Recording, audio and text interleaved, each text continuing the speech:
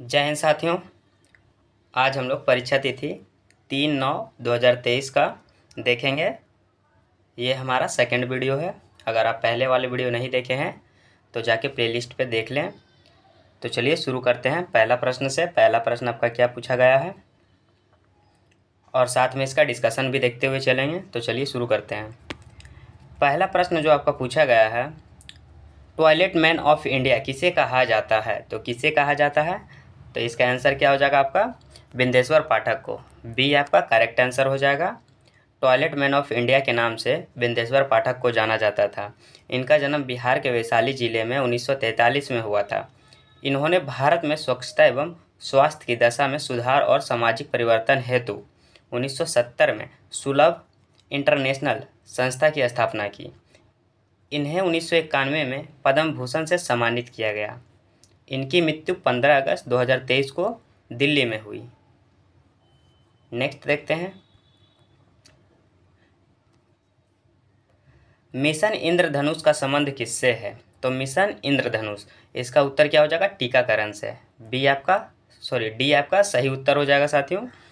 Mission इंद्रधनुष का संबंध टीकाकरण से है। मिशन इंद्रधनुष अभियान को भारत सरकार केंद्रीय स्वास्थ्य मंत्रालय द्वारा सभी बच्चों को टीकाकरण के अंतर्गत लाने के लिए 25 दिसंबर 2014 को प्रारंभ किया गया था। मिशन इंद्रधनुष के में बच्चों को 60 टीके यथा डिप्थीरिया, काली खांसी, टिटनेस, पोलियो, खसरा, टीबी तथा हेपेटाइटिस बी लगाने का प्रावधान है। नेक्स्ट देखते हैं। नेक्स्ट आपका क्या कहता है? विश्व पर्यावरण दिवस कब मनाया जाता है? तो विश्व पर्यावरण दिवस 5 जून को मनाया जाता है। ये आपका करेक्ट आंसर हो जाएगा। जहां आपको डिस्कशन करने की ज़रूरत होगा दोस्तों, वहाँ हम कर देंगे। इसको स्किप करते हैं। प्रथम पृथ्वी सम्मेलन कहाँ आयोजित किया गया? तो प्रथम पृथ्वी सम्मेलन जो आयोजन किया गया दोस्तों, वो रियो डी जेनेरियो में। कहाँ किया गया था? रियो डी जेनेरियो में। बी आपका सही उत्तर हो जाएगा। नेक्स्ट देखते हैं। नेक्स्ट आपका क्या कहता है?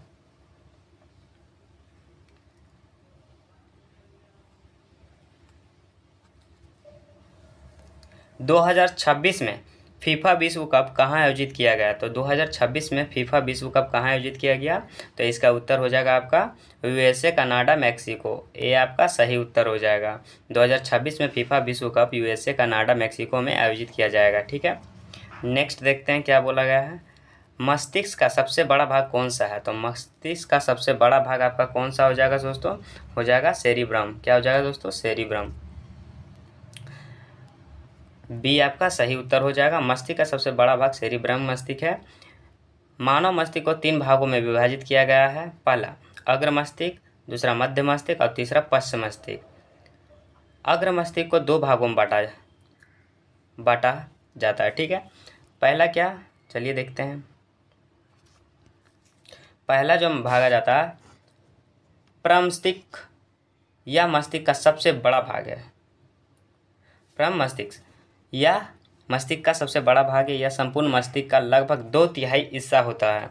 मानव में किसी बात को सोचने समझने की शक्ति, स्मरण शक्ति, घृणा, प्रेम, भय, अनुभव जैसी क्रियाओं का नियंत्रण और समन्वय प्रम मस्तिष्क द्वारा होता है। ठीक है।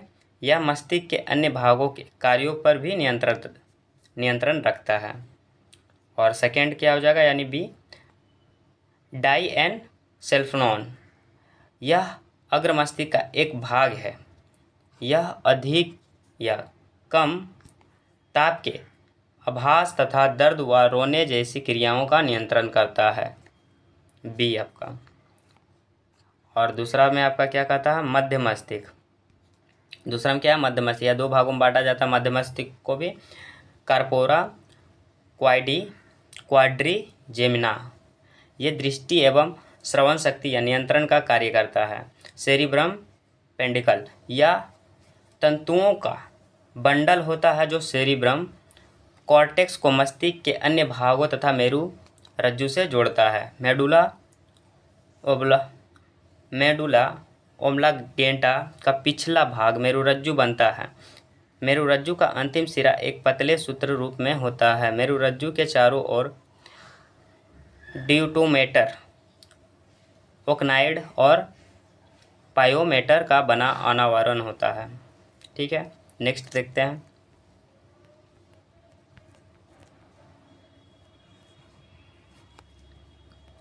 मंत्रिपरिषद का आकार होता है, तो मंत्रिपरिषद का आकार होता है, इसका उत्तर हो जाएगा आपका 15%, लोकसभा का 15%। बी आपका सही उत्तर हो जाएगा। यह प्रावधान 91वां संविधान संशोधन 2003 में किया गया है।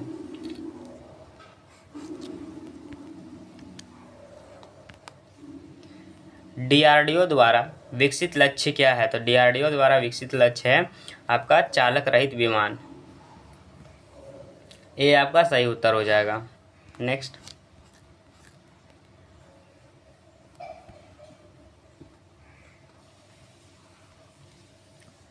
बिहार की सबसे बड़ी ओक्सोबो झील, तो बिहार की सबसे बड़ी ओक्सोबो झील आपका आंसर क्या हो जाएगा?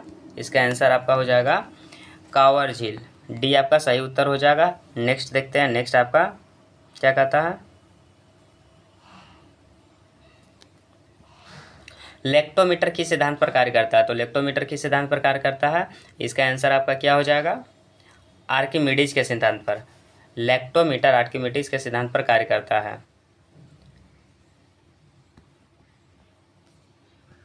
नेक्स्ट, जहाँ पे दोस्तों नया क्वेश्चन आएगा वहाँ आपको हम डील कर दिया करेंगे, डिस्कशन बता दिया करेंगे। नेक्स्ट आपका क्या पूछा गया है? निम्नलिखित में से किस राज्य से होकर कर्क रेखा गुजरती है? तो इसका उत्तर हो जाएगा आपका मध्य प्रदेश। सी आपका करेंट आंसर हो जाएगा। कर्क रेखा मध्य प्रदेश से होकर गुजरती है। भूमध्य विषुवत रेखा के उत्तर में 23.5 डिग्री अक्षांश को कर्क रेखा कहते हैं तथा विषुवत रेखा को दक्षिण में 23.5 डिग्री अक्षांश मकर रेखा कहते हैं। कर्क रेखा भारत के 8 राज्यों से होकर गुजरता है। गुजरात, राजस्थान, मध्य प्रदेश, छत्तीसगढ़, राजस्थान, पश्चिम बंगाल, त्रिपुरा, मिजोरम से होकर गुजरती है।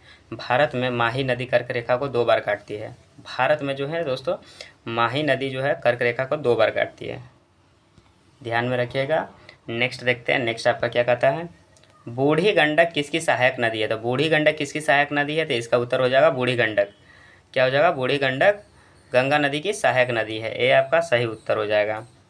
बूढ़ी गंडक सोमेश्वर श्रेणी के पश्चिम भाग से निकलकर पश्चिमी चंपारण, पूर्वी चंपारण, मुजफ्फरपुर, समस्तीपुर, बेगूसराय, खगड़िया जिले में बहते हुए अंत में मुंगेर जिले में गंगा नदी में मिल जाती है। नेक्स्ट देखते हैं। नेक्स्ट आपका क्या पूछा गया है? नर्मदा नदी कहाँ से निकलती है? तो नर्मदा नदी कहाँ से निकलती है दोस्तों? ये निकलता है अमरकंटक से। बी आपका सही उत्तर हो जाएगा। नेक्स्ट,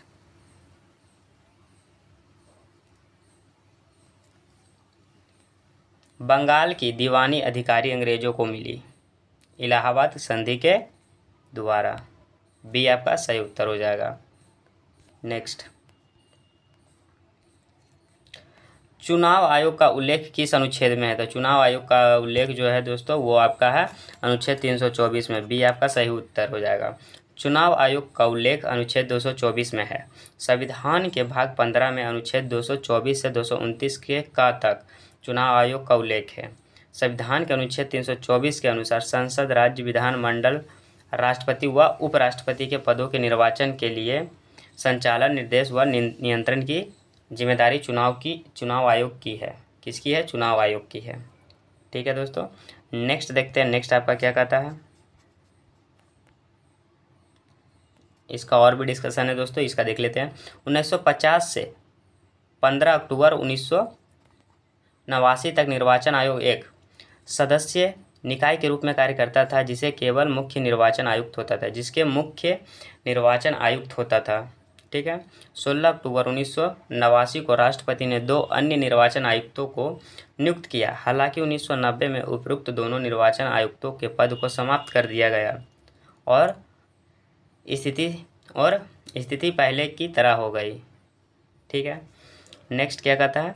इस बार फिर अक्टूबर 1993 में 2 बार निर्वाचन आयुक्तों को नियुक्त किया गया। इसके बाद से अब तक आयोग बहुसदस्यीय संस्था के तौर पर काम कर रहा है, जिसमें एक मुख्य निर्वाचन आयुक्त व 2 अन्य निर्वाचन आयुक्त होते हैं। ठीक है, नेक्स्ट देखते हैं क्या बोला गया। मुख्य निर्वाचन आयुक्त व 2 अन्य निर्वाचन आयुक्तों के पास समान शक्तियां होती है तथा उसके वेतन भत्ते व दूसरे लाभ भी एक समान होते हैं, जो सर्वोच्च न्यायालय के न्यायाधीशों के समान होते हैं। जब मुख्य निर्वाचन आयुक्त व 2 अन्य निर्वाचन आयुक्तों के बीच विचार में मतभेद होता है तो आयोग बहुमत के आधार पर निर्णय करता है। मुख्य निर्वाचन आयुक्त व 2 अन्य निर्वाचन आयुक्तों को कार्यकाल 6 वर्ष या 65 वर्ष की आयु जो पहले हो तक होता है, यानी जो पहले हो जाए। ठीक है। भारत के प्रथम मुख्य चुनाव आयुक्त 21 मार्च 1950 से दिसंबर 1958 सुकुमार सेन थे। कौन थे? सुकुमार सेन थे। इसके बाद भारत की प्रथम महिला मुख्य चुनाव आयुक्त वी.एस. रामा देवी। कौन है? वी.एस. रामा देवी 26 नवंबर 1990 से 11 दिसंबर 1990 तक थी। ठीक है। वर्तमान में मुख्य चुनाव आयुक्त राजीव कुमार है, 25वें। कितने नंबर के हैं? 25वें राजीव कुमार। नेक्स्ट देखते हैं, नेक्स्ट आपका क्या पूछा गया है। राज्य सूची के विषय में संसद कब कानून बनाती है? राज्य विषय के सूची में यानी सूची पर संसद कब कानून बनाती है? तो इसका आंसर हो जाएगा आपका राज्यसभा द्वारा 2/3 बहुमत से प्राप्त पारित प्रस्ताव पर। ये आपका सही उत्तर हो जाएगा। इसका डिस्कशन क्या कहता है वो देख लेते हैं। इसका डिस्कशन कहता है राज्य सूची के विषय पर संसद कानून तब बनाती है जब राज्यसभा द्वारा 2/3 बहुमत से प्रस्ताव पारित किया जाता है। संविधान में राज्यसभा को 4 विशेष शक्तियां प्रदान की गई है जो लोकसभा के पास नहीं है। ठीक है। यह संसद को राज्य सूची अनुच्छेद 239 के विषय पर 2/3 बहुमत से प्रस्ताव पारित करके विधि बनाने हेतु अधिकृत कर सकती है। यह संसद को नई अखिल भारतीय सेवा के सृजन हेतु अधिकृत कर सकती है। अनुच्छेद 312 केवल राज्यसभा ही उपराष्ट्रपति को हटाने की प्रक्रिया शुरू कर सकता है। अनुच्छेद 67 और चौथा पे क्या कर रहा है? यदि राष्ट्रपति आपातकाल की घोषणा ऐसे समय की जाती है जब लोकसभा भंग की जा चुकी है अथवा लोकसभा का विघटन हो गया हो तब आपातकाल की घोषणा अकेले राज्यसभा के अनुमोदन पर भी प्रभावी होगी। अनुच्छेद 352, 356 तथा 360 के तहत संविधान में लोकसभा को निम्नलिखित विशेष शक्तियां प्रदान की गई है जो राज्यसभा के पास नहीं है।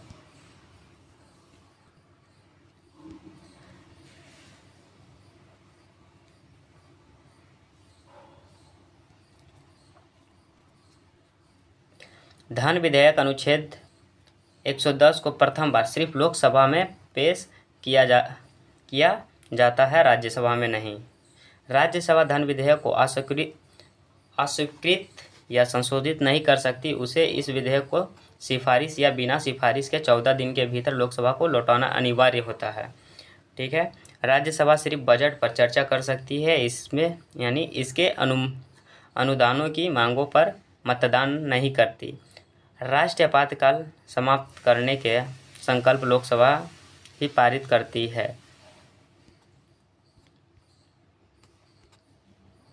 राज्यसभा अविश्वास प्रस्ताव पर मंत्रिपरिषद को नहीं हटा सकती क्योंकि मंत्रिपरिषद का सामूहिक उत्तरदायित्व लोकसभा के प्रति है। ठीक है। नेक्स्ट प्रश्न क्या कहता है आपका? भारत का देशांतरीय विस्तार कितना है? तो भारत का देशांतरीय विस्तार है 67 डिग्री 7 मिनट पूर्व से 97 डिग्री 25 मिनट पूर्व। सी आपका करेक्ट आंसर हो जाएगा। और इसका डिस्कशन क्या कहता है चलिए देख लेते हैं। भारत का देशांतरीय विस्तार 67 डिग्री 7 मिनट पूर्वी देशांतर से 97 डिग्री 25 मिनट पूर्वी देशांतर तक विस्तृत है। भारत पूरी तरह से उत्तर पूर्वी गोलार्ध में स्थित है। यह 8 डिग्री 4 मिनट उत्तरी अक्षांश से 37 डिग्री 6 मिनट उत्तरी अक्षांश के बीच विस्तृत है। भारत का कुल क्षेत्रफल 32,27,263 वर्ग किलोमीटर है जो विश्व के कुल भौगोलिक क्षेत्रफल का 2.4% है। भारत की आकृति लगभग चतुष्कोणीय है। इसका उत्तर दक्षिण विस्तार 3,214 किलोमीटर तथा पूरा पश्चिम विस्तार 2933 किलोमीटर है। भारत की तटीय रेखा की कुल लंबाई यानी द्वीप सहित कितना है 7516.6 किलोमीटर है। ठीक है, और इसका नेक्स्ट क्या कहता है, भारत की स्थलीय सीमा की लंबाई कितना है 15,200 किलोमीटर। भारत का सबसे उत्तरी बिंदु कौन है, इंद्राकोल। क्या है, इंद्राकोल। भारत की सबसे उत्तरी बिंदु इंद्राकोल यानी लद्दाख में पड़ता है दोस्तों। ठीक है, भारत का सबसे दक्षिणतम बिंदु जो है इंदिरा पॉइंट है, ये ग्रेट निकोबार के पास पड़ता है। ठीक है, भारत का सबसे पश्चिमी बिंदु गुहार मोती जो कि गुजरात में है। ठीक है, भारत का सबसे पूर्वी बिंदु कीबिथु अरुणाचल प्रदेश। नेक्स्ट देखते हैं, नेक्स्ट आपका क्या बोला गया है।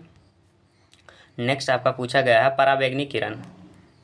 पराबैंगनी किरण से रक्षा करने वाली परत है तो कौन सी, तो इसका उत्तर क्या हो जाएगा स्ट्रेटोस्फेयर। बी आपका सही उत्तर हो जाएगा। स्ट्रेटोस्फेयर यानी समताप मंडल पराबैंगनी किरणों से रक्षा करने वाली परत है।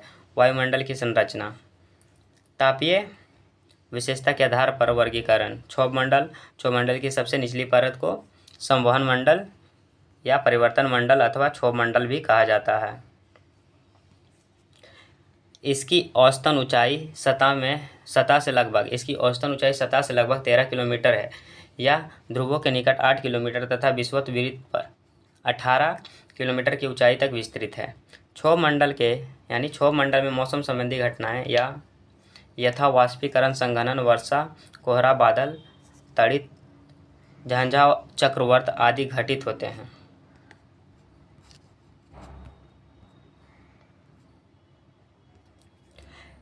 इसमें प्रति 165 मीटर की ऊंचाई पर वायुमंडल का तापमान 1 डिग्री सेल्सियस की दर से घट जाता है।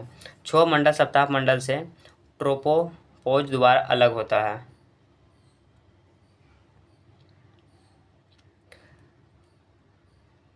सबसे निचला क्षोभ मंडल, फिर सप्ताह मंडल दोस्तों, उसके बाद मध्य मंडल आएगा, उसके बाद आयन मंडल आएगा, उसके बाद बह मंडल आएगा। ठीक है, आगे देखते हैं आगे क्या कहता है। आगे समताप मंडल के बारे में। सप्ताप मंडल धरातल से इसकी ऊंचाई लगभग 50 किलोमीटर है। समताप मंडल की धरातल से इसकी ऊंचाई 50 किलोमीटर है। इस मंडल में किसी भी प्रकार की मौसमी परिघटनाएं घटित नहीं होती है। इन्हीं दशाओं के कारण वायुयान उड़ने के लिए समताप मंडल की निचली सीमा आदर्श मानी जाती है।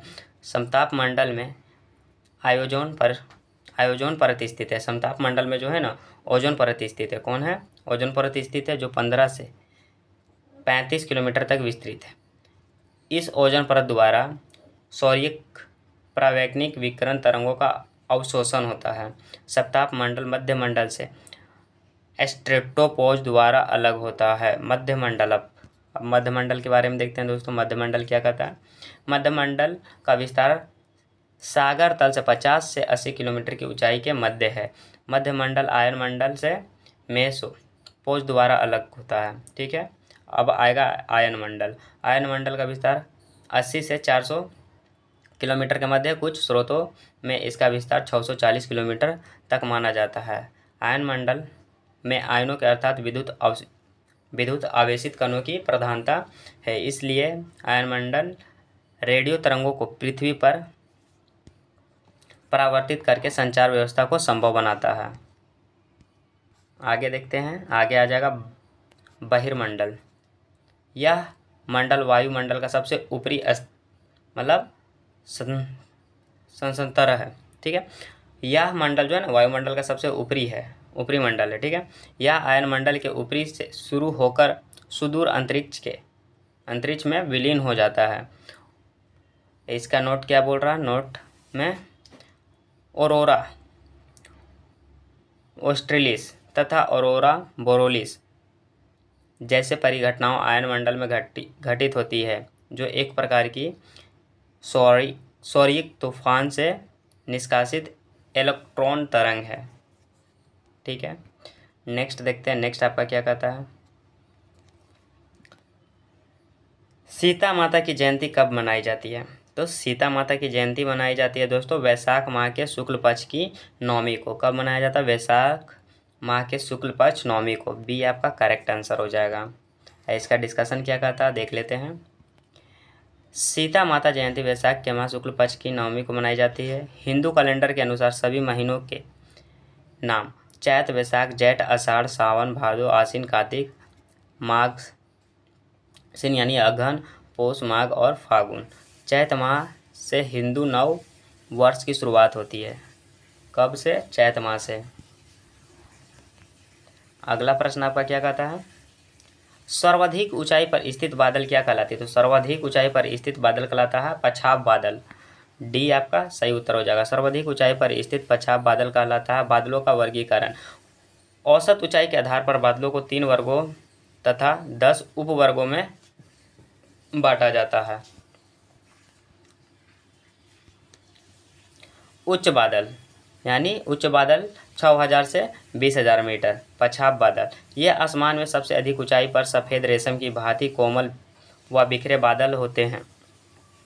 यह हिमकणों से बने होते हैं, इसलिए इसमें यानी इनसे वर्षा नहीं होती है। चक्रवात के आगमन के क्रम में सबसे पहले यही मेघ दिखाई पड़ते हैं, इसलिए ये मेघ चक्रवात के आगमन के सूचक होते हैं। पछाव स्तरीय बादल ये बृहद क्षेत्र में दूधिया चादर की भांति फैले रहते हैं। इनके आगमन पर सूर्य तथा चंद्रमा के चारों ओर प्रभामंडल यानी हालो बना होता है। चक्रवात के आगमन के क्रम में पछाव मेघों के तत्काल बाद यही बादल दिखाई पड़ते हैं। अब 3rd नंबर पे क्या बोला? पछाव कपासी बादल ये सफ़ेद रंग के छोटे छोटे गोलों की भांति दिखाई पड़ते हैं तथा प्रायः समूह में यह लहरानुमा रूप में दिखाई पड़ते हैं। सेकंड क्या कहता है? मध्य बादल यानी इसकी ऊंचाई है 2500 से 600 मीटर।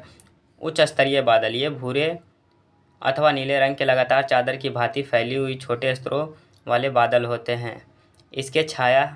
इसके छाए रहने से सूर्य का प्रकाश धुंधला व अस्पष्ट दिखाई देता है।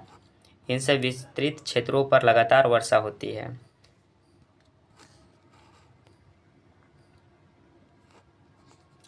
उच्च कपासीय बादल ये सफ़ेद एवं भूरे पतले गोलाकार धब्बों की तरह दिखाई देते हैं। संपूर्ण आकाश में ये महीन चादर के रूप में बिखरे होते हैं। निम्न बादल यानी इसकी ऊंचाई 2500 मीटर तक स्तरीय बादल ये धरातल के निकट कुहरे के समान बादल है। इनमें कई परतें पाई जाती है। सामान्यतः ये आकाश में पूरी तरह से छाए रहते हैं। शीतोष्ण कटिबंधीय क्षेत्र में शीत ऋतु में दो विपरीत संभाव वाली वायु राशियों के मिलने से प्रायः इनका निर्माण होता है। 7 नंबर में क्या बोला है? अस्तरीय कपासी बादल ये हल्के भूरे या सफ़ेद गोलाकार धब्बे के रूप में मिलते हैं तथा ये जाड़े के मौसम में प्रायः संपूर्ण आसमान को ढक लेते हैं। ये सामान्यतः साफ मौसम के सूचक हैं।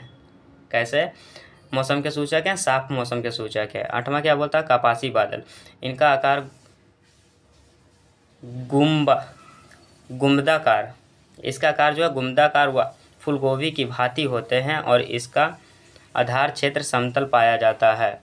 यह प्रायः साफ मौसम की सूचना देते हैं। 9वां क्या कहता है? कपासी वर्षा बादल ये अत्यधिक गहरे काले व सघन बादल है। ये नीचे के ऊपर की ओर विशाल मीनार की भांति उठे रहते हैं 7500 मीटर। ठीक है। इन बादलों में भारी वर्षा, ओला, तड़ित, झांझा आदि उत्पन्न शीतोष्ण कटिबंधीय चक्रवात में शीतवाताग्रों के सहारे मुख्यतः इन्हीं बादलों में वर्षा होती है। वर्षा स्तरीय बादल। अब 10वां क्या बोलता है? वर्षा स्तरीय बादल ये धरातलीय कम ऊंचाई पर स्थित घने काले विस्तृत बादल हैं। ये बादल वायुमंडल में आर्द्रता को बढ़ाते हैं, जिसके परिणाम स्वरूप शीघ्र वर्षा होने लगती है। शीतोष्ण कटिबंधीय चक्रवात में उष्ण वाताग्रों के सहारे इन्हीं बादलों से वर्षा होती है। ठीक है। नेक्स्ट देखते हैं। नेक्स्ट आपका क्या बोला गया है? नेक्स्ट आपका पूछा गया है किस ग्रह को नीला ग्रह कहा जाता है? तो किस ग्रह को नीला ग्रह कहा जाता है? तो इसका उत्तर हो जाएगा आपको नेपच्यून। डी आपका सही उत्तर हो जाएगा। नेपच्यून यानी वरुण को नीला ग्रह कहा जाता है। वरुण ग्रह पर मौजूद मीथेन गैस द्वारा लाल प्रकाश के अवशोषण के कारण वरुण को नीला ग्रह कहा जाता है। यह सौरमंडल का सर्वाधिक ठंडा ग्रह है। इसका वायुमंडलीय अति घना है। इसमें हाइड्रोजन, हीलियम, मीथेन और अमोनिया विद्यमान है। इसके प्रमुख उपग्रह ट्रिटॉन व नेरीड है। शुक्र यानी वीनस को सांझ का तारा, भोर का तारा, पृथ्वी की जुड़वा बहन कहा जाता है। पृथ्वी को जल की उपस्थिति के कारण नीला ग्रह कहते हैं। पृथ्वी को जो है ना, जल की उपस्थिति के कारण नीला ग्रह कहते हैं। मंगल यानी मार्स की सतह लाल यानी फेरस ऑक्साइड की उपलब्धता के कारण होने के कारण इसे लाल ग्रह कहा जाता है। शनि यानी सैटर्न को गैसों के गोला एवं गैलेक्सी समान ग्रह कहा जाता है। अरुण यानी यूरेनस को लेटा हुआ ग्रह तथा हरा ग्रह कहा जाता है। अगला प्रश्न देखते हैं। अगला प्रश्न आपका क्या पूछा गया है? किसने गति के नियम का प्रतिपादन किया था? तो किसने गति का नियम का प्रतिपादन किया था दोस्तों? तो इसका उत्तर क्या हो जाएगा? न्यूटन ने। ये आपका सही उत्तर हो जाएगा। गति के नियम का प्रतिपादन आइजैक न्यूटन यानी भौतिक के पिता ने किए थे। आइजैक न्यूटन 1684 में अपनी पुस्तक दी प्रिंसिपिया मैथमेटिक्स में गति के नियमों को प्रतिपादित किया। इन्होंने गति के 3 नियमों को प्रतिपादित किया जो निम्न हैं। प्रथम नियम, द्वितीय नियम और तृतीय नियम होगा। ठीक है, इसको तो आप लोग जानते होंगे, इसको स्किप करते हैं।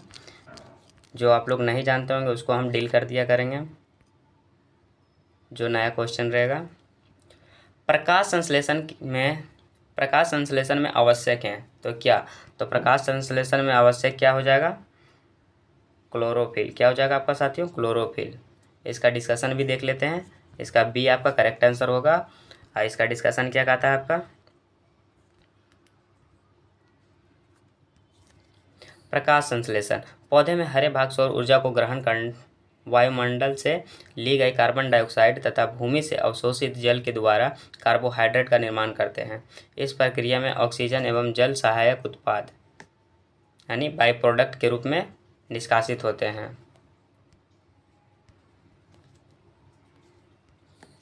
पौधे में होने वाली यह प्रक्रिया हरित लवक या पर्णहरित की उपस्थिति में संपन्न होती है।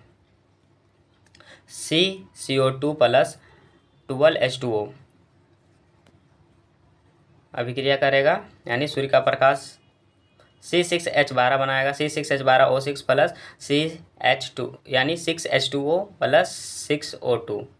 ठीक है साथियों। पर्णहरित वर्णक मुख्यतः हरित लवक मानक पादप कोशिकांग में पाया जाता है। पौधे की जिन कोशिकाओं में पर्णहरित उपस्थित होते हैं केवल वही प्रकाश संश्लेषण क्रिया कर पाते हैं। पौधे में पर्णहरित प्रायः हरी पत्तियों में पाया जाता है। इस प्रकार पत्तियों को पौधे का प्रकाश संश्लेषी अंग कहा जाता है। पर्णहरित केंद्र में मैग्नीशियम यानी Mg पाया जाता है। प्रकाश संश्लेषण एक जटिल अभिक्रिया है जो 2 चरणों में संपन्न होती है। ठीक है दोस्तों।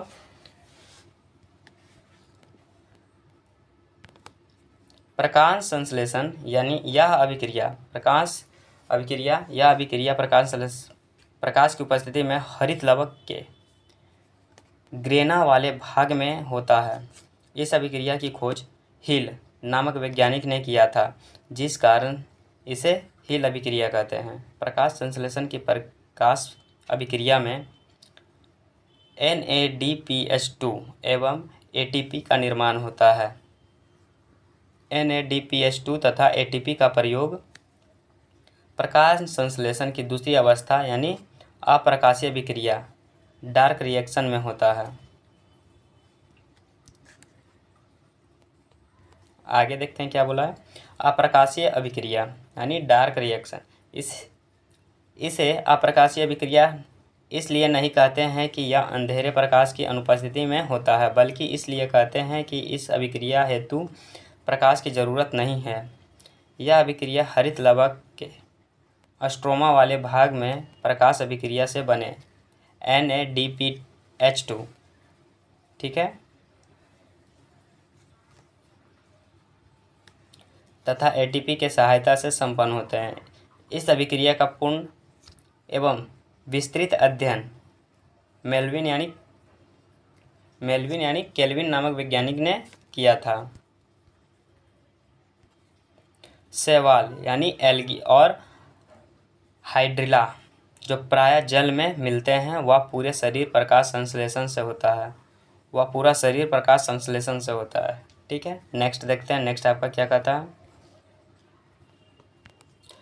नेक्स्ट आपका पूछा गया है प्राकृतिक सफाई कर्मी किसे कहा जाता है। तो प्राकृतिक सफाई कर्मी अपघटक को कहा जाता है। किसको कहा जाता है? ऑप्शन नंबर सी आपका करेक्ट आंसर हो जाएगा। अपघटक को प्राकृतिक सफाई कर्मी कहा जाता है। अपघटक पौधे तथा उपभोक्ता के मृत शरीर से अपने भोजन प्राप्त करने के साथ साथ जटिल कार्बनिक यौगिक को साधारण यौगिक में अपघटित करते हैं। इस कारण इसे प्राकृतिक सफाई कर्मी कहा जाता है। अपघटक वर्ग के अंतर्गत मुख्यतः जीवाणु, कवक आते हैं। उत्पादक, इसके अंतर्गत हरे पेड़ पौधे, कुछ खास जीवाणु और शैवाल आते हैं जो सूर्य के प्रकाश की उपस्थिति में सरल अजैविक पदार्थों से अपना भोजन बना सकते हैं। ऐसे जीव अपने पौधे स्वपोषित अथवा प्राथमिक उत्पाद कहलाते हैं। नेक्स्ट आपका आगे क्या कहता है। स्थलीय पारिस्थितिकी तंत्र में उत्पादक प्रायः जड़युक्त पौधे, शाक, झाड़ी तथा वृक्ष, जबकि हरे जलीय पारिस्थितिक तंत्र में पादप, पलवक नामक पलवक पौधे प्रमुख उत्पादक होते हैं। अब उपभोक्ता देखते हैं। प्राथमिक उपभोक्ता वह उपभोक्ता जो अपने भोजन के लिए पौधे पर निर्भर रहते हैं। प्राथमिक उपभोक्ता शाक भक्षी कहलाते हैं, जैसे बकरी, खरगोश, ऊँट आदि। द्वितीय उपभोक्ता वह उपभोक्ता जो पोषण के लिए शाक भक्षी प्राणियों पर निर्भर करते हैं, जैसे सांप, भेड़िया आदि।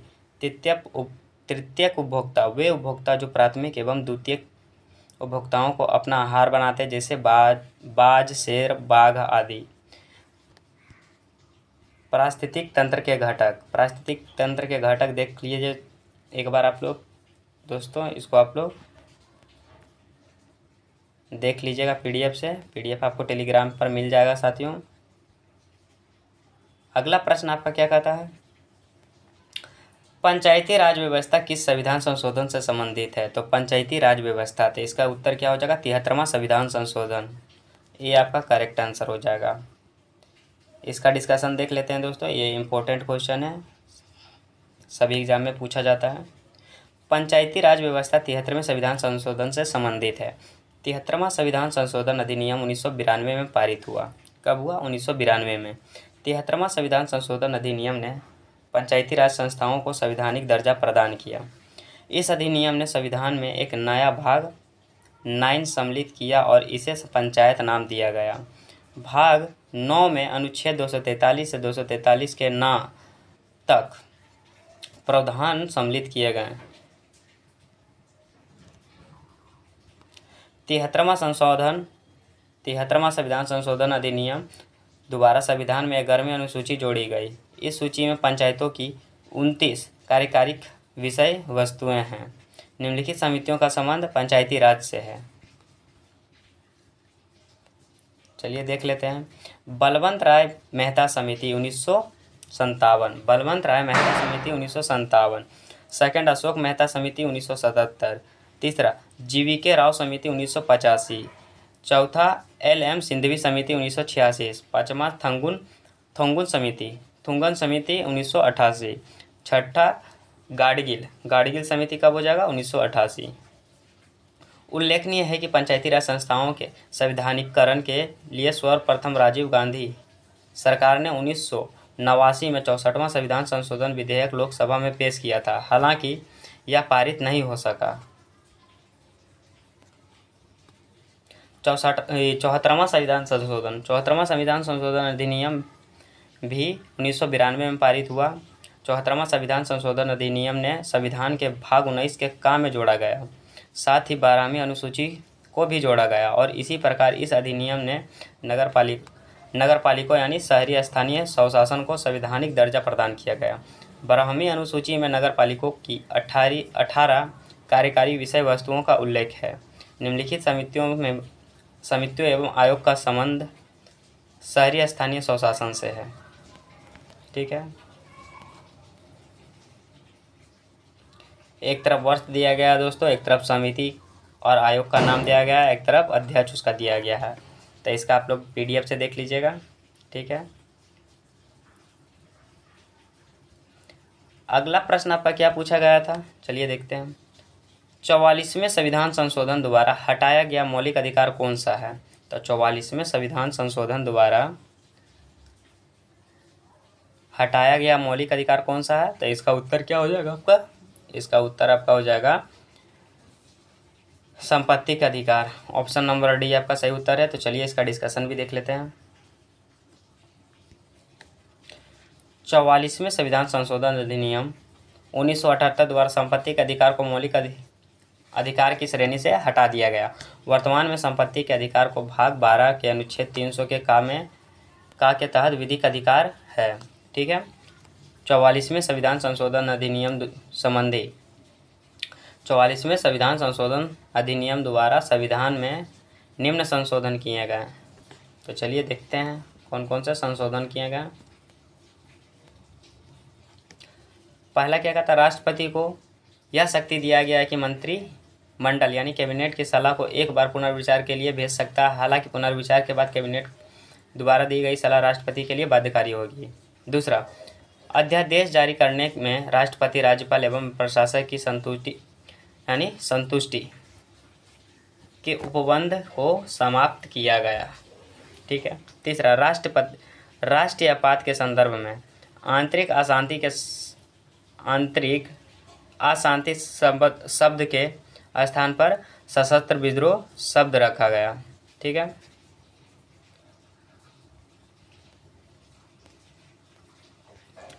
चौथा क्या कहता है, राष्ट्रपति के लिए यह व्यवस्था बनाई गई कि यह केवल कैबिनेट की लिखित सिफारिश पर ही आपातकाल घोषित कर सकता है। पाँचवां, मूल अधिकारों की सूची से संपत्ति का अधिकार समाप्त कर दिया गया, इसे केवल विधिक अधिकार बना दिया गया।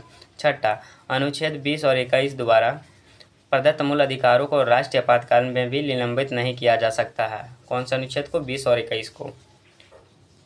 अगला प्रश्न देखते हैं। अगला प्रश्न आपका क्या पूछा गया है, बर्फ क्या है? तो बर्फ क्या है? आणविक ठोस है। ऑप्शन नंबर डी आपका सही उत्तर हो जाएगा। बर्फ आणविक ठोस है। दाब बढ़ने से बर्फ का गलनांक घटता है तथा आयतन बढ़ता है। बर्फ में जो है अशुद्धि मिलाने पर गलनांक कम हो जाता है। बर्फ के गलन की गुप्त ऊष्मा का मान 80 कैलोरी प्रति ग्राम है। जब बर्फ समुद्र के पानी में तैरती है तो उसका आयतन का 1/10 भाग पानी में रहता है। बर्फ का घनत्व 0.9 ग्राम सेंटीमीटर क्यूब है। ठीक है, बर्फ का घनत्व 0.9 ग्राम सेंटीमीटर क्यूब होता है। जब किसी पानी में भरे पात्र में बर्फ तैर रही है तो बर्फ के पिघलने का पात्र पानी का तल अपरिवर्तित रहता है। जल का आयतन 0 डिग्री से 4 डिग्री तक गर्म करने पर घटता तथा 4 डिग्री के बाद आयतन बढ़ता है। जल का घनत्व 4 डिग्री सेल्सियस पर सबसे अधिक होता है। नेक्स्ट देखते हैं। नेक्स्ट आपका क्या कहता है,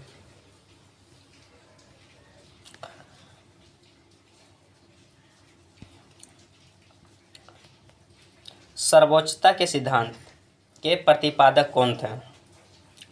तो इसका आंसर क्या हो जाएगा, लॉर्ड हेस्टिंगस। ये आपका सही उत्तर हो जाएगा। सर्वोच्चता के सिद्धांत के प्रतिपादक लॉर्ड हेस्टिंगस थे। सर्वोच्चता के सिद्धांत से तात्पर्य ईस्ट इंडिया कंपनी की सर्वोच्चता से है। इसे कहा गया है कि कंपनी की शक्ति भारतीय राज्यों की तुलना में अधिक है। लॉर्ड हेस्टिंगस 1813 से 23। आंग्ल नेपाल युद्ध 1814 से 16। कब? 1814 से 16 तथा सुगौली की संधि 1816। सुगौली की संधि के बाद हेस्टिंगस को मार्क्वेस ऑफ हेस्टिंगस की उपाधि दी गई। तृतीय आंग्ल मराठा युद्ध 1817 से 19 तथा मराठा परिसंघ कंपनी का साम्राज्य में विलय।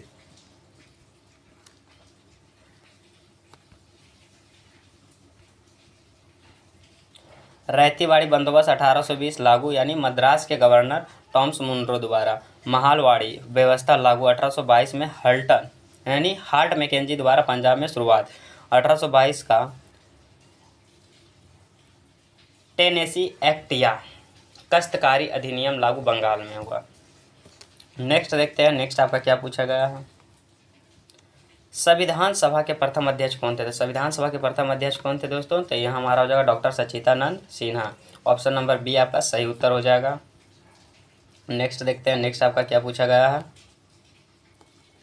निम्नलिखित में से कौन सी पुस्तक महात्मा गांधी से संबंधित है? तो निम्नलिखित में से कौन सी पुस्तक महात्मा गांधी से संबंधित है? यंग इंडिया, ये आपका सही उत्तर हो जाएगा। महात्मा गांधी से संबंधित पात्र पत्रिकाएं एवं पुस्तकें young India, Harijan, Navajivan, Hind Swaraj, my experiment with truth, आत्मकथा इनकी है, एथिकल रिलीजन और पाथवे टू गॉड। ठीक है, महात्मा गांधी से संबंधित संस्थाएं, नाटल इंडियन कांग्रेस 1994, फिनिक्स आश्रम 1904, टॉलस्टॉय फार्म 1910, उसके बाद हरिजन सेवक संघ 1932। नेक्स्ट देखते हैं, नेक्स्ट आपका क्या पूछा गया है। नेक्स्ट आपका पूछ रहा है लघु पथन के समय परिपथ में, यानी लघु पथन के समय परिपथ में धारा का मान बढ़ जाता है, क्या होता है? तो धारा का मान बढ़ जाता है। ऑप्शन नंबर सी आपका सही उत्तर हो जाएगा। और इसका डिस्कशन क्या कहता है? लघुपथ यानी शॉर्ट सर्किटिंग के समय परिपथ में धारा का मान बढ़ जाता है। अति भारण यानी ओवरलोडिंग या लघु पतन शॉर्ट सर्किटिंग से बचाव हेतु फ्यूज का उपयोग किया जाता है। अच्छे फ्यूज का तार टीन के बने होते हैं। सस्ता फ्यूज का तार शीशा यानी 37% और टीन 63% के मिश्र धातु का बना होता है। इसका गलनांक कम होता है। विद्युत फ्यूज जो है यह सदैव परिपथ के समय श्रेणी क्रम में जोड़ा जाता है। परिपथ में श्रेणी क्रम में जोड़ा जाता है। आजकल फ्यूज के स्थान पर लघु परिपथ यानी विच्छेदक यानी एमसीबी का उपयोग किया जाता है। घरों में दी जाने वाली विद्युत यानी 220 वोल्ट की प्रत्यावर्ती मतलब ऐसी धारा होती है जिसकी आवृत्ति 50 हर्ट्ज होती है। नेक्स्ट देखते हैं, नेक्स्ट आपका क्या पूछा गया है। नेक्स्ट आपका पूछा गया था महाबलीपुरम का सप्तरथ मंदिर किसने बनवाया था? तो महाबलीपुरम का सप्तरथ मंदिर किसने बनवाया था? तो इसका आंसर हो जाएगा पल्लवों ने। ऑप्शन नंबर ए आपका सही उत्तर हो जाएगा। महाबलीपुरम का सप्तरथ मंदिर का निर्माण पल्लव शासक नरसिंह वर्मन प्रथम ने करवाया था। रथ मंदिर का सबसे छोटा द्रौपदी रथ है जिसमें किसी प्रकार का अलंकार नहीं मिलता है। पल्लव वंश का संस्थापक सिंह विष्णु था। पल्लव वंश का संस्थापक सिंह विष्णु था। इसकी राजधानी कांचीपुरम थी। कहाँ थी? कांचीपुरम।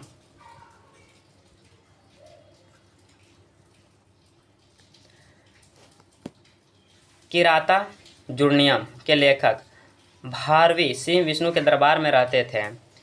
मत विन्यास प्रहसन की रचना पल्लव शासक महेंद्र वर्मन प्रथम ने की थी। नरसिंह वर्मन द्वितीय ने कांची के कैलाशनाथ मंदिर तथा महाबलीपुरम के सौर मंदिर का निर्माण करवाया था। 10 कुमार चरित्र के लेखक दंडी नरसिंह वर्मन द्वितीय के दरबार में रहते थे। नोट क्या है इसमें?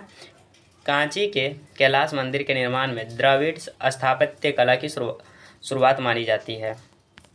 अगला प्रश्न देखते हैं। अगला प्रश्न आपका क्या पूछा गया है। किस ऐप को आरपीएफ द्वारा प्रतिबंधित किया गया है? तो यानी किस ऐप को आरपीएफ द्वारा प्रतिबंधित किया गया है? इसका आंसर हो जाएगा real mango. Option number B आपका सही उत्तर हो जाएगा। नेक्स्ट देखते हैं, नेक्स्ट आपका क्या कहता है।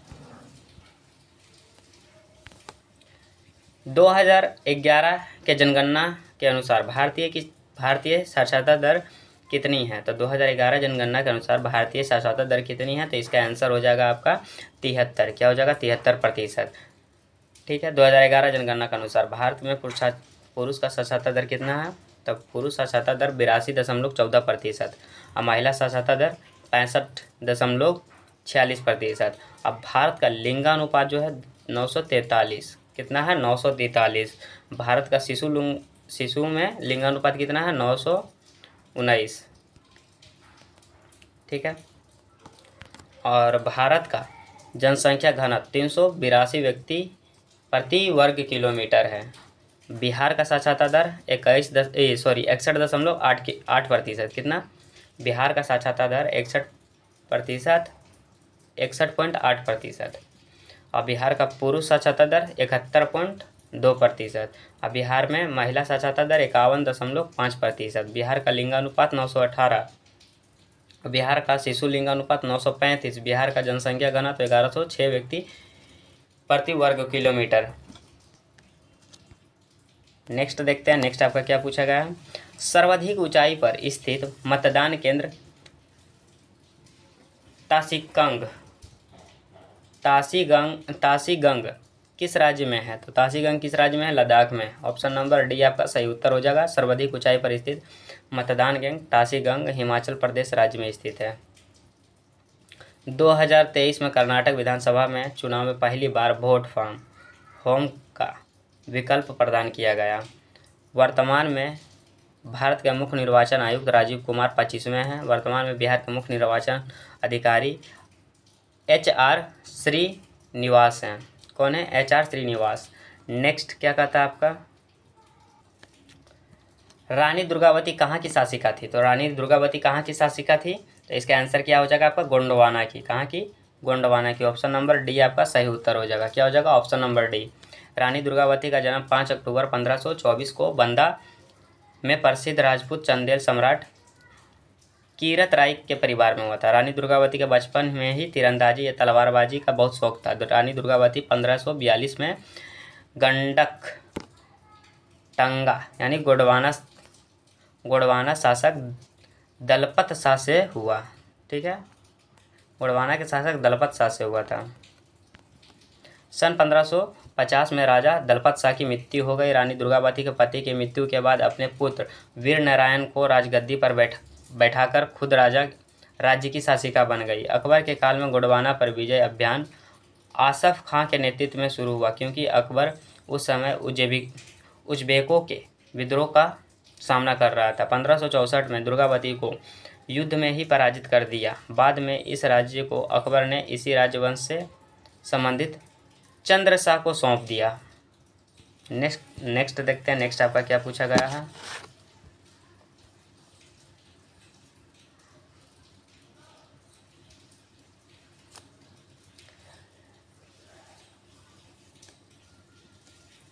निम्नलिखित में से कौन सा रोग बैक्टीरिया जनित है? तो निम्नलिखित में से कौन सा रोग बैक्टीरिया जनित रोग है? तो इसका आंसर क्या हो जाएगा? टाइफाइड।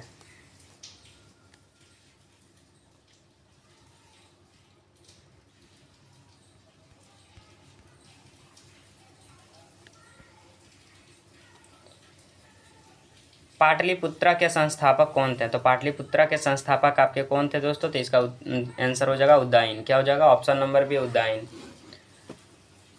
पाटलिपुत्रा के संस्थापक उदयन थे। उदयन हर्यक वंश का शासक था। हर्यक वंश के संस्थापक बिंबिसार था। बिंबिसार का पुत्र अजातशत्रु तथा अजातशत्रु का पुत्र उदयन था, जो कि 460 ईस्वी में मगध की गद्दी पर बैठा था। ठीक है। उदयन ने पाटलिपुत्रा के मगध की राजधानी उदयन जो है पाटलिपुत्रा को मगध की राजधानी बनाया। पूर्व में राजधानी वर्जगिरी, यानी पूर्व में जो राजधानी था ना दोस्तों वो राजगिरी थी। उसने पटना में गंगा एवं सोन के संगम पर एक किला भी बनवाया उदयन ने। नेक्स्ट देखते हैं, नेक्स्ट आपका क्या कहता है।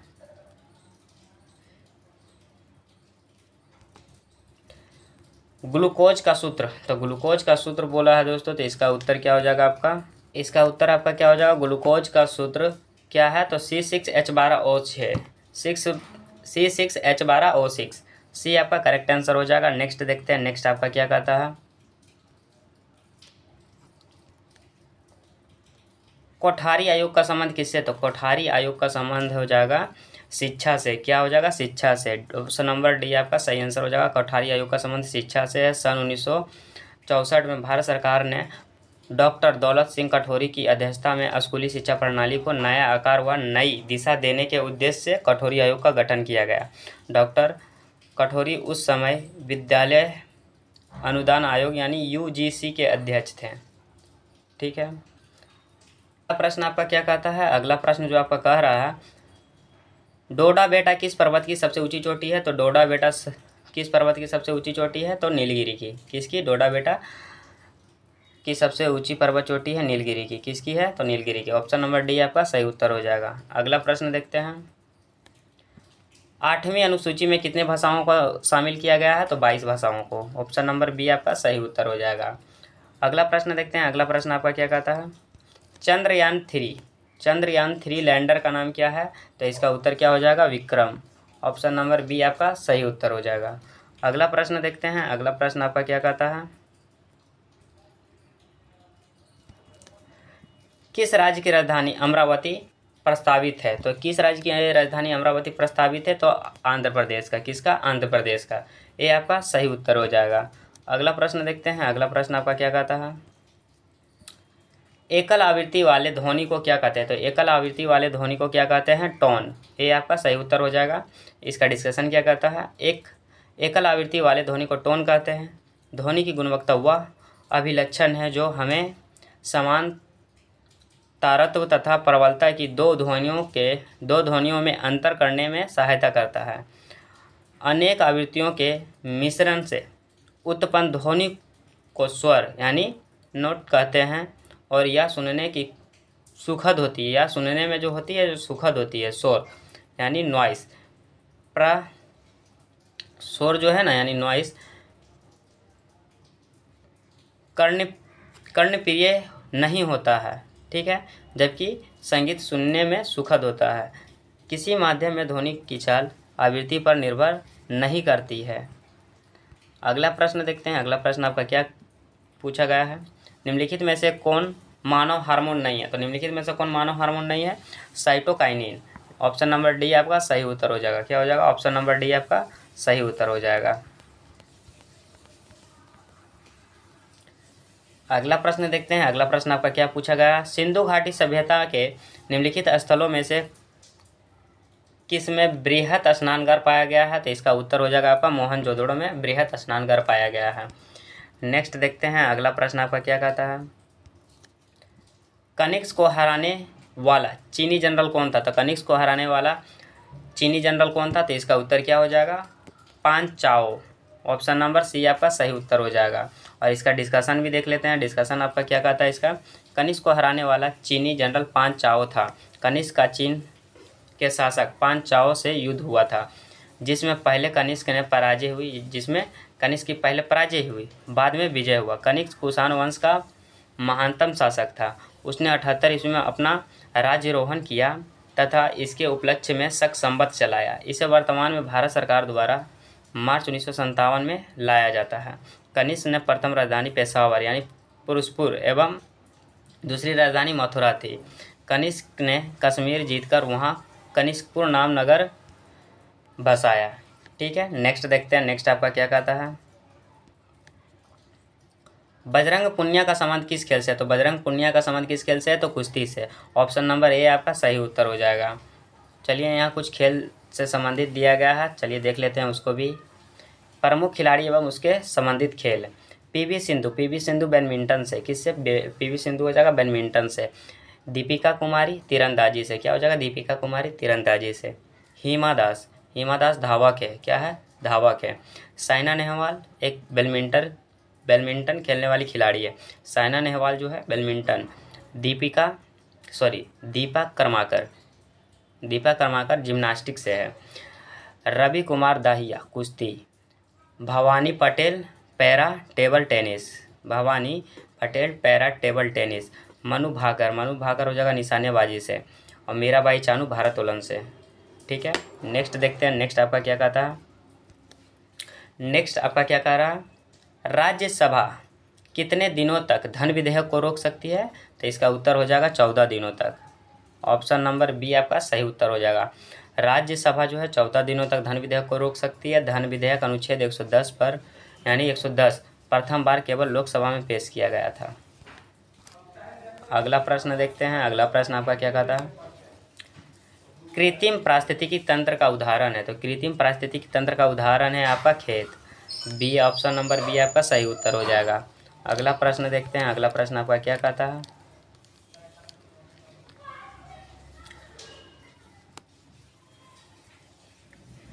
तूतुकुड़ीन बंदरगाह किस राज्य में स्थित है? तो तूतुकुड़ीन बंदरगाह आपका कहाँ है? तो तमिलनाडु में। ऑप्शन नंबर सी आपका सही उत्तर हो जाएगा।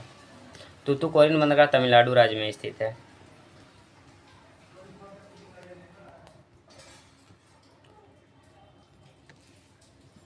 फॉरवर्ड ब्लॉक की स्थापना किसने किया था? तो फॉरवर्ड ब्लॉक की स्थापना सुभाष चंद्र बोस ने किए थे। किसने किए थे? सुभाष चंद्र बोस ने 1939 में। उत्प्रेरक का कार्य क्या है? उत्प्रेरक का कार्य क्या है? अभिक्रियाओं की दर को बढ़ाना हो जाएगा, ये भी होगा, और अभिक्रियाओं की दर को घटाना, दोनों। इसका आंसर क्या हो जाएगा? डी आपका सही उत्तर हो जाएगा। नेक्स्ट अगला प्रश्न देखते हैं क्या पूछा गया। साइमन कमीशन का विरोध क्यों हुआ? तो साइमन कमीशन का विरोध क्यों हुआ? इसमें एक भी भारतीय शामिल नहीं था, इसलिए इसका विरोध हुआ था। बी आपका सही उत्तर हो जाएगा।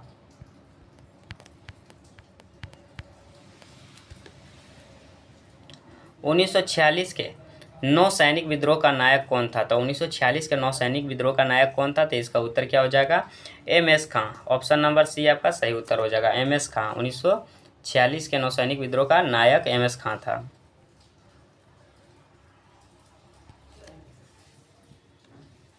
धात्विक खनिज का उदाहरण है, तो धात्विक खनिज का उदाहरण क्या हो जाएगा? सोना, चांदी, लोहा। ऑप्शन नंबर ए आपका सही उत्तर हो जाएगा। अगला प्रश्न देखते हैं। अगला प्रश्न आपका क्या कहता है? बेलाडीला किसके लिए प्रसिद्ध है? तो बेलाडीला किस लिए प्रसिद्ध है? तो बेलाडीला जो प्रसिद्ध है वो आपका लौह अयस्क के लिए। बेलाडीला किस लिए प्रसिद्ध है? तो लौह अयस्क के लिए। ऑप्शन नंबर बी आपका सही उत्तर हो जाएगा। नेक्स्ट उष्णकटिबंधीय सदाबहार वनस्पति का उदाहरण है, तो उष्णकटिबंधीय सदाबहार वनस्पति का उदाहरण क्या है? महोगनी और रोजवुड। ऑप्शन नंबर ए आपका सही उत्तर हो जाएगा। अगला प्रश्न, नौका दौड़ किस राज्य का प्रसिद्ध खेल है? तो नौका दौड़ किस राज्य खेल मतलब किस राज्य का प्रसिद्ध खेल है? तो इसका आंसर क्या हो जाएगा? केरल का।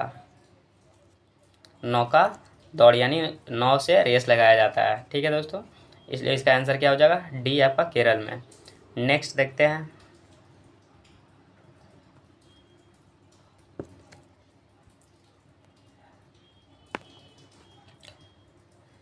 नरोरा परमाणु विद्युत संयंत्र किस राज्य में स्थित है? तो इसका उत्तर आपका क्या हो जाएगा? इसका उत्तर आपका हो जाएगा उत्तर प्रदेश। क्या हो जाएगा? उत्तर प्रदेश।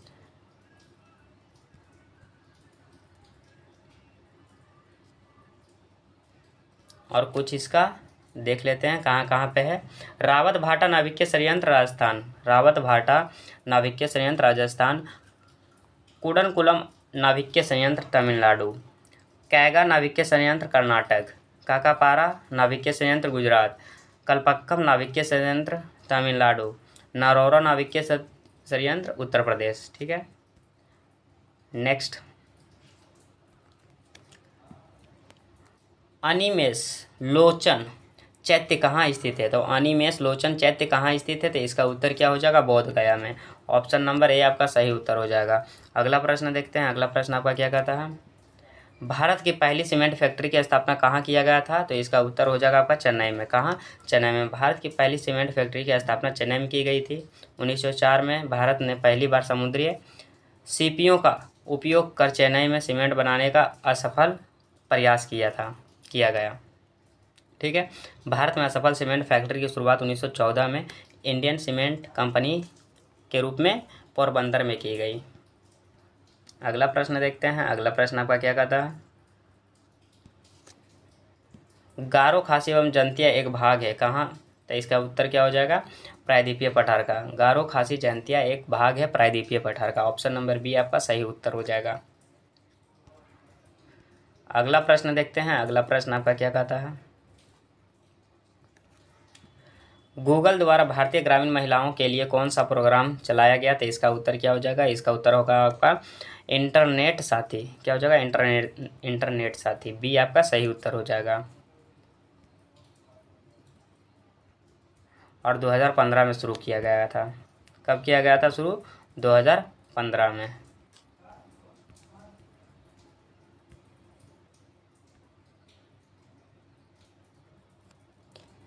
अगला प्रश्न देखते हैं। किसी घड़ी के घंटे की सुई 48 घंटे में कितनी बार चक्कर लगाता है? तो इसका उत्तर क्या हो जाएगा आपका? ऑप्शन नंबर बी आपका 4 चक्कर। क्या हो जाएगा? बी आपका 4 चक्कर।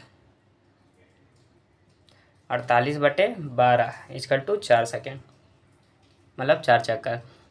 नेक्स्ट देखते हैं अगला प्रश्न आपका क्या पूछा गया है। श्याम का स्थान दाएं से बाएं दोनों और 8वां है, तो पंक्तियां में कुल कितने व्यक्ति हैं? तो पंक्ति में कुल कितने व्यक्ति हैं? तो 8 + 8 - 1 इक्वल टू 15। कुल विद्यार्थी कितना है? तो 15। ऑप्शन नंबर बी आपका सही उत्तर हो जाएगा। अगला प्रश्न देखते हैं। अगला प्रश्न आपका मैथ से पूछा गया है। तो मैथ से पूछा गया है, किसी वस्तु को 1930 रुपये में बेचने पर 7% की हानि होती है, तो वस्तु का क्रय मूल्य ज्ञात कीजिए। तो यहाँ इसका सॉल्व है दोस्तों, इसको आप लोग PDF से देख लीजिएगा। तो ऑप्शन नंबर ए आपका सही उत्तर हो जाएगा। 1000 क्रय, 1000 क्रय मूल्य इसका आंसर आएगा। नेक्स्ट देखते हैं। नेक्स्ट आपका क्या कहता है, घनाभ, आयत और घन। तो घनाभ, आयत, घनाभ जो घनाभ आयत से है तो घन, तो इसका उत्तर क्या हो जाएगा? वर्ग से। बी आपका सही उत्तर हो जाएगा। अगला प्रश्न मैथ का है, इसको जब आप लोग सोल्व कीजिएगा तो इसका उत्तर क्या आ जाएगा? 225। ऑप्शन नंबर सी आपका सही उत्तर हो जाएगा। ठीक है साथियों।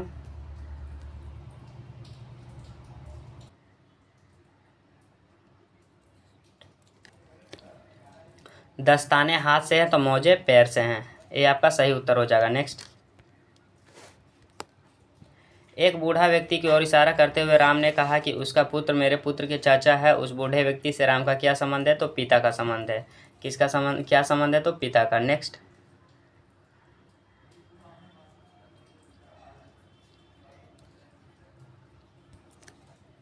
निम्नलिखित विद्रोह को क्रम में सजाएं। अहमदाबाद आंदोलन दिया गया है, चंपारण सत्याग्रह दिया गया, खेड़ा आंदोलन दिया गया है।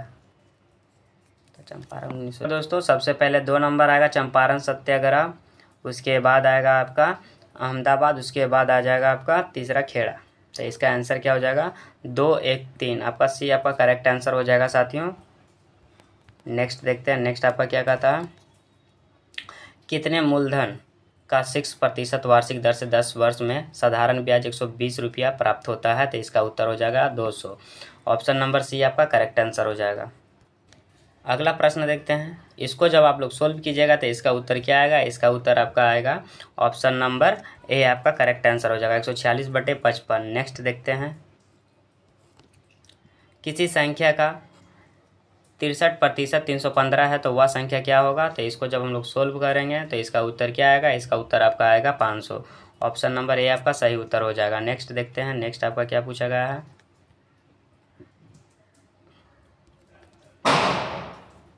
शब्बीर ने 132 में एक खिलौने खरीदा, इसके 15% लाभ पर बेच दिया। खिलौने का विक्रय मूल्य क्या था? तो खिलौने का विक्रय मूल्य क्या था? तो इसका उत्तर क्या हो जाएगा? ऑप्शन नंबर डी आपका सही उत्तर हो जाएगा, 151.80 रुपया।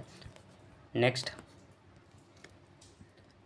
एक जीप इतना किलोमीटर की गति से 8 घंटे में अपनी यात्रा पूरी कर सकती है। यदि समान दूरी 5 घंटे में तय की जानी है तो जीप की गति क्या होनी चाहिए? तो इसका उत्तर क्या हो जाएगा?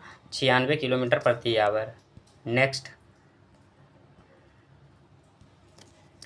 दो भिन्न संख्याओं का योग 9/10 है। यदि इनमें से एक भिन्न 8/9 तो दूसरी भिन्न संख्या क्या होगी? तो इसका उत्तर क्या हो जाएगा आपका कीजिएगा? तो इसका उत्तर आएगा ऑप्शन नंबर है 1/90। नेक्स्ट देखते हैं। अगला प्रश्न आपका क्या पूछा गया है। अगला प्रश्न जो आपका पूछा गया है, 42 वृक्षों वाले एक बगीचे में 3/7 पेड़ नीम के और शेष आम हैं। यानी 42 वृक्ष वाले एक बगीचे में 3/7 पेड़ नीम और शेष आम के हैं। आम के पेड़ों की संख्या कितनी है? तो आम के पेड़ों की संख्या 24 है। कितने हैं? 24 है। इसका सॉल्यूशन देख लीजिए, यहाँ पे है साथियों। नेक्स्ट देखते हैं। नेक्स्ट आपका क्या कहता है,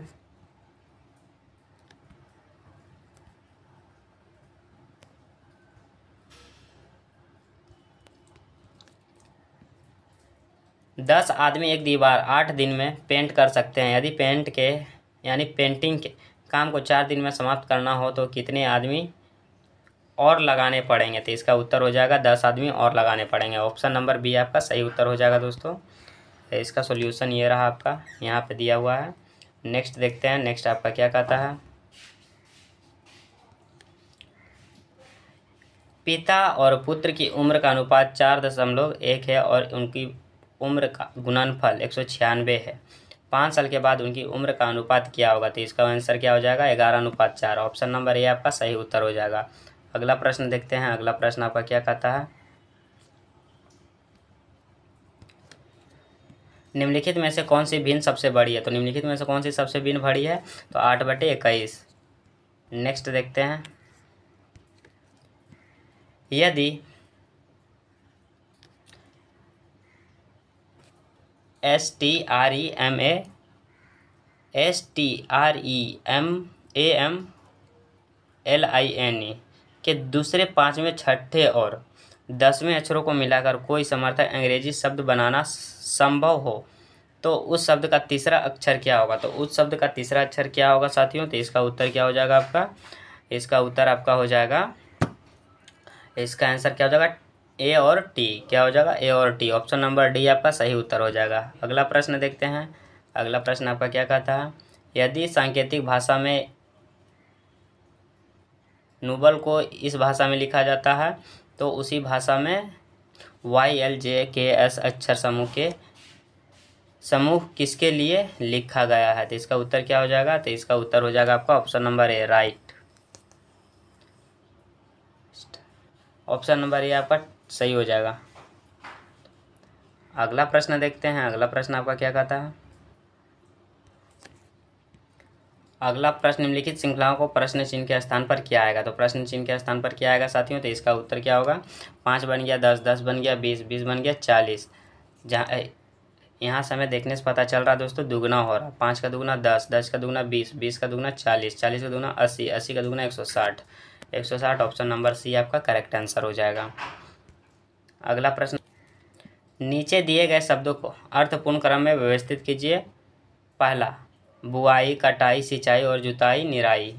तो इसका उत्तर क्या हो जाएगा? Option number B. सबसे पहले जुताई होगा, उसके बाद बुआई होगा, उसके बाद फिर सिंचाई होगा, उसके बाद फिर निराई, उसके बाद फिर कटाई होगा। ऑप्शन नंबर बी आपका सही उत्तर हो जाएगा। अगला प्रश्न देखते हैं।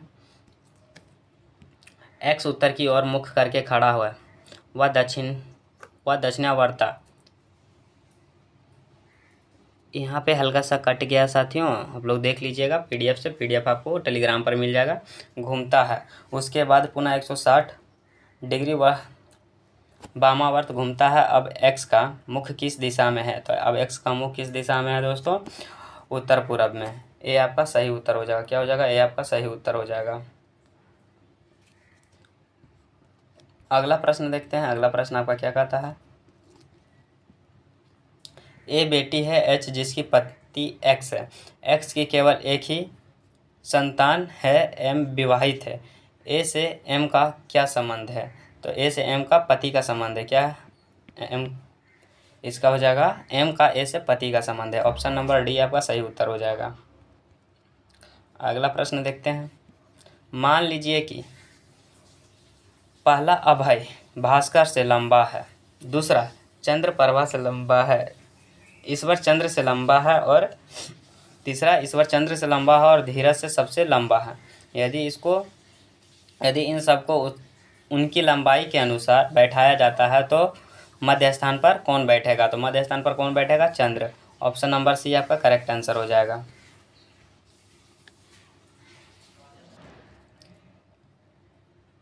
वाट के चिन्ह पे कौन सी संख्या आएगा? ठीक है, 6 बन गया 21, 21 बन गया ये, फिर ये, तो यहाँ पे क्या आना चाहिए? तो यहाँ पे आपका आएगा साथियों, इसका आंसर क्या हो जाएगा आपका? 24, 54। ऑप्शन नंबर बी आपका सही उत्तर हो जाएगा। ठीक है, अगला प्रश्न देखते हैं। अगला प्रश्न आपका क्या कहता है। अगला प्रश्न आपका कहता है साथियों, निम्नलिखित शब्दों के लिए उपयुक्त वेन आरेख का चयन करें। तांबा पुस्तक तार। तांबा पुस्तक तार। ऑप्शन नंबर क्या हो जाएगा? डी, तांबा पुस्तक तार। पुस्तक अलग है, तांबा और तार एक हैं। ठीक है दोस्तों, नेक्स्ट देखते हैं अगला प्रश्न क्या कहता है। 93 नंबर प्रश्न, आकृति दिया गया है दोस्तों, दर्पण यानी प्रतिबिंब में पूछ रहा क्या होगा, इस आकृति का प्रतिबिंब में क्या होगा। तो चलिए इसका आंसर क्या होगा देखते हैं। ऑप्शन नंबर बी आपका सही उत्तर हो जाएगा। नेक्स्ट, इसको आप लोग पीडीएफ से कर लीजिएगा दोस्तों, हम आपको टिक मारते हुए चलते हैं। 94 का उत्तर क्या हो जाएगा आपका। 94 का जो उत्तर हो जाएगा आपको, जब इस आकृति को क्या बोला है, कागज़ से काटने पर, तो इस आकृति को कागज़ से काटने पर, तो इसका उत्तर क्या हो जाएगा आपका। इस आकृति ये बन गया, इसको फिर फोल्ड किए ऐसे, फिर इसको जब इसको खोलेंगे तो किस आकृति का बनेगा। ऑप्शन नंबर ए क्या हो जाएगा, ऑप्शन नंबर ए की आकृति का बनेगा। अगला प्रश्न देखते हैं। अगला प्रश्न आपका क्या कहता है। विधान परिषद का सदस्य बनने हेतु न्यूनतम उम्र होनी चाहिए, तो न्यूनतम उम्र कितनी होनी चाहिए, 30 वर्ष। सी आपका सही उत्तर हो जाएगा। अगला प्रश्न, बृहद ट्रांक मार्ग, बृहद यानी ग्रैंड ट्रांक रोड निम्नलिखित में से किससे संबंधित है, तो इसका उत्तर क्या हो जाएगा आपका। इसका उत्तर हो जाएगा सड़क परिवहन से। ये आपका सही उत्तर हो जाएगा। अगला प्रश्न देखते हैं। अगला प्रश्न आपका क्या कहता है। विश्व स्वास्थ्य संगठन का मुख्यालय निम्नलिखित में से किस देश में स्थित है, तो इसका आंसर हो जाएगा स्विट्जरलैंड में। बी आपका, ऑप्शन नंबर बी आपका सही उत्तर हो जाएगा। किस अर्धचालक का माप बढ़ाने पर उसकी प्रतिरोधकता क्या होती है, तो उसकी प्रतिरोधकता जो होती है साथियों, उसकी प्रतिरोधकता घटती है। ऑप्शन नंबर बी आपका सही उत्तर हो जाएगा। क्या हो जाएगा, ऑप्शन नंबर बी आपका सही उत्तर हो जाएगा। अगला प्रश्न देखते हैं। अगला प्रश्न आपका क्या कहता है।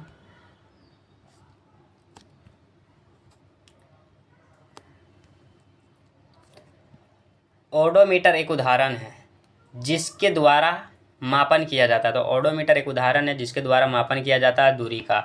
ऑप्शन नंबर डी आपका सही उत्तर हो जाएगा। अगला प्रश्न देखते हैं। अगला प्रश्न आपका क्या कहता है और आखिरी प्रश्न, अलकनंदा तथा भागीरथ नदी कहाँ आकर मिलती है, तो ये मिलता है आपका देवप्रयाग में। कहाँ मिलता है, देवप्रयाग में। ऑप्शन नंबर सी आपका सही उत्तर हो जाएगा। अलकनंदा तथा भागीरथी नदी देवप्रयाग में आकर मिलती है। अलकनंदा और पिंडार का संगम कर्णप्रयाग में होता है। अलकनंदा और पिंडार का कर्णप्रयाग में होता है। अलकनंदा और धौली गंगा का संगम विष्णुप्रयाग में होता है। अलकनंदा और मंदाकिनी का संगम रुद्रप्रयाग में होता है। अलकनंदा और नंदाकिनी का संगम नंदप्रयाग में होता है। इसी के साथ दोस्तों यह हमारा सेकेंड वीडियो यानी सेकेंड पार्ट का वीडियो समाप्त होता है। मिलते हैं थर्ड वाले वीडियो में, और इसका पीडीएफ आपको हमारे टेलीग्राम चैनल पर मिल जाएगा। तो मिलते हैं अगले वीडियो में, तब तक के लिए जय हिंद।